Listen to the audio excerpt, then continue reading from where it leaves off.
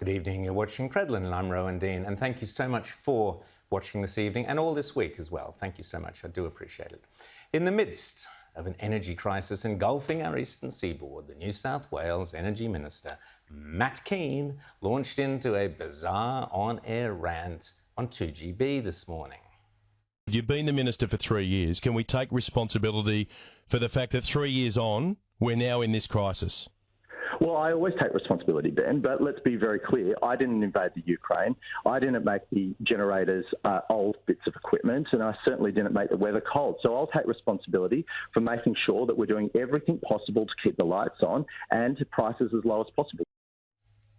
Unbelievable. Didn't invade the Ukraine, didn't make the weather cold. It seems that these renewable fanatics are starting to maybe feel the heat, the pressure in all this cold weather. Joining me to discuss all of this is columnist for the Herald Sun, Caleb Bond, and media commentator Tina McQueen.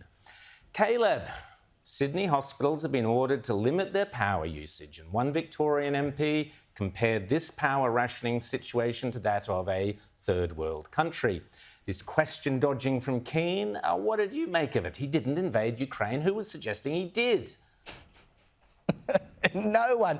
Look, I mean, it seems to escape Green Kean that it is the policies that he has been promulgating for a very long time, and other people like him, that have led to this, their obsession with renewable energy, the fact that we have jumped into it much too fast. We have made coal-fired power and gas-fired power so expensive now because we've thrown so much government money at renewable energy that you've basically got coal-fired power stations falling apart, and many of them will be discontinued within the decade. That is why we have ended up where we are now. So, you know, sure, you haven't invaded the Ukraine, Mr Kean, but you've done everything in the lead up to that event to mean that when we got here and we had some trouble, we had no power to rely on.